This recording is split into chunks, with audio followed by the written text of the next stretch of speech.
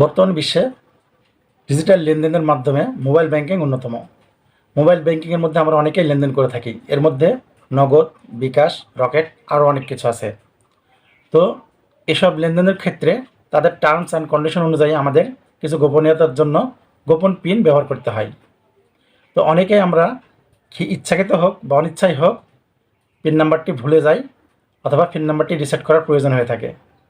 তো আজকে আমি আপনাদের দেখাবো কিভাবে নগদের পিন রিসেট করতে হয়। ভিডিওটি মনোযোগ দিয়ে দেখবেন। ফিরে আসছি ইন্ট্রোর পরে।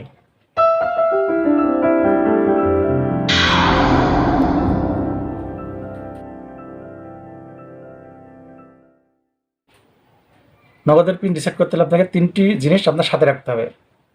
প্রথম হচ্ছে যে সিমে নগদ অ্যাকাউন্ট খুলেছেন সেটি, দ্বিতীয় হচ্ছে যে এনআইডি দিয়ে নগদ অ্যাকাউন্ট খুলেছেন সেটি, আর তৃতীয় হচ্ছে সর্বশেষ লেনদেন কি করেছেন বা কত টাকা পরিমাণ করেছেন। এই 3টা জিনিস আপনাকে নিয়ে নগদের পিন রিসেট করতে হবে।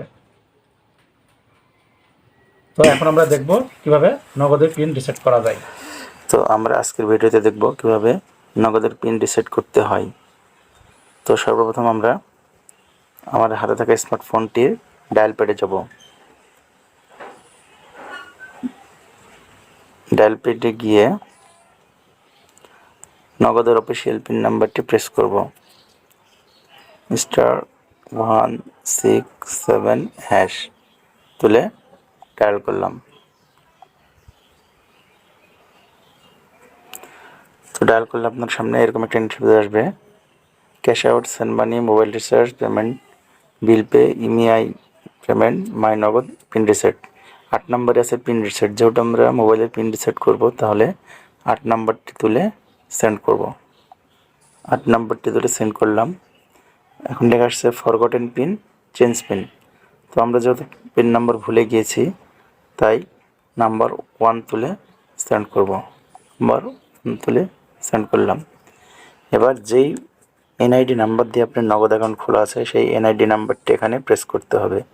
তো আমি আমার এনআইডি নাম্বারটি এখানে প্রেস করছি।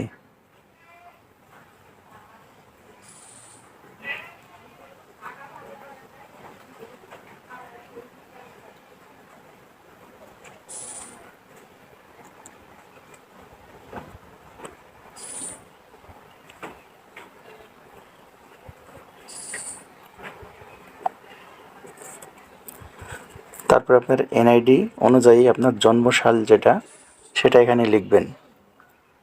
তো আমার জন্মসাল আমি এখানে লিখছি। জন্মসালটি লিখে সেন্ড বাটনে ক্লিক করলাম। এখন বলছে have you done any transaction in last 90 days, অর্থাৎ আপনি 90 দিনের মধ্যে কোনো লেনদেন করেছেন কি না। তো যেহেতু আমি লেনদেন করেছি, তো ইয়েস বাটনে ক্লিক করলাম। নাম্বার 1 তুলে সেন্ড করলাম। Please select a service from your last 10 transaction. 10টি ট্রানজ্যাকশনের মধ্যে আপনার বলছে send money, cash out, mobile recharge, payment, bill pay. তো আমি মোবাইল রিচার্জ করেছি 10 দিনের মধ্যে, তাহলে 3 নাম্বার তুলে প্রেস করছি।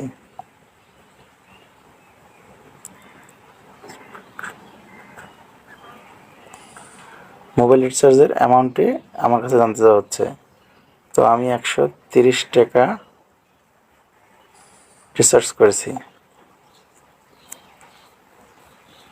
তো এখন বলছে please wait for the SMS for confirmation. এখন একটি SMS আসবে আমার ফোনে।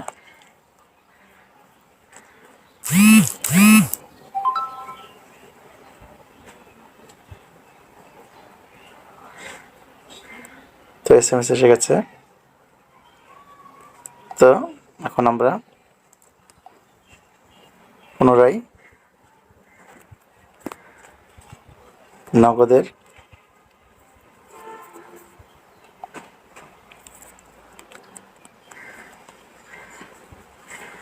তো এবার নতুন করে আমরা আবার নগদের অফিসিয়াল পিন কোডে ডায়াল করব। *167# ডায়াল করে আপনি আপনার পিনটি রিসেট করতে পারবেন।